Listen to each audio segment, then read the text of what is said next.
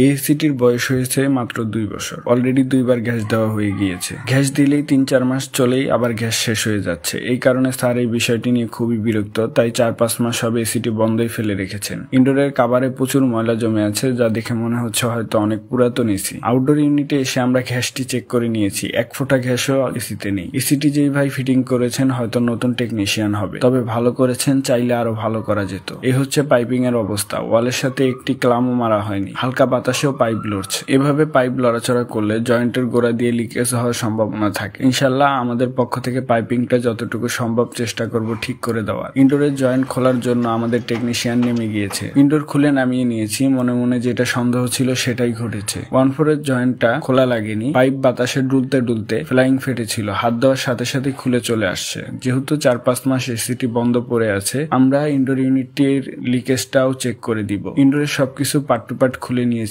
ভালোভাবে পানি মেরে সার্ভিসিং করে নিব যাতে 1 ফোঁটা ময়লাও না থাকে।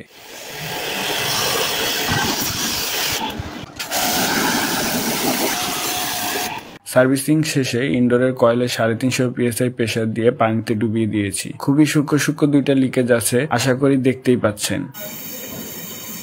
ইনডোরের সবগুলো পাইপে ঝালাই করে দিচ্ছি যাতে এসিটি আবারও দীর্ঘদিন ব্যবহার করা যায়। এসির পুরো কপার পাইপটি খুলে ছাদে তুলে নিয়েছি। ফ্লাইংটা যদি একটু দেখাই, এই হচ্ছে ফ্লাইং এর অবস্থা। সবগুলো ফ্লাইং এ কেটে আমরা নতুন করে দিব। তবে কাজটি করে একটা বিষয় আমি শিখতে পেরেছি, জীবনে শেখার কোনো শেষ নেই। কোম্পানি এসির সাথে 10 ফিট কপার পাইপ দিয়ে থাকে, যেহেতু এসির আউটডোর ছাদে বসানো হয়েছে, আরো এক্সট্রা কিছু কপার পাইপ অরিজিনাল পাইপের সাথে ঝালাই করা হয়েছে। জয়েন্টের যে অংশটি সেখানে শক্ত একটি কাট লাগিয়ে দিয়েছে যাতে পাইপ নামানোর সময় পাইপ ব্যান্ড না হয়ে যায়। খুবই সুন্দর একটি বুদ্ধি, প্রশংসনীয়। ছাদের উপর থেকে আমরা পাইপ রেপিং করে তারপরে নামাবো। গতকালকে আমাদের কাজ করতে করতে রাত হয়ে গিয়েছিল, তাই পাইপ লাগানোর ভিডিওটি নিতে পারিনি। গতকালকে আমরা এসিটি ভ্যাকুম করে 110 PSI প্রেসার দেওয়ার পরে সিলিন্ডারে গ্যাস শেষ হয়ে গিয়েছিল। 110 PSI প্রেসারের সেকশনে কোনো রিটার্ন আসছিল না। আজকে এসে একটু গ্যাস প্রেসারটা বাড়িয়ে দিলাম। 130 PSI উঠানোর পরে সেকশনে খুব সুন্দর রিটার্ন চলে আসছে। পাইপিংটা আমাদের দ্বারা যতটুকু সম্ভব হয়েছে চেষ্টা করেছি ভালো করে দেওয়ার। ওয়ালের সাথে 4টি কিলাম দিয়ে লাগিয়ে দিয়েছি, এখন বাতাসে 1 ফোঁটাও নড়াচড়া করবে না। আমাদের কাজে স্যার খুবই সন্তুষ্ট।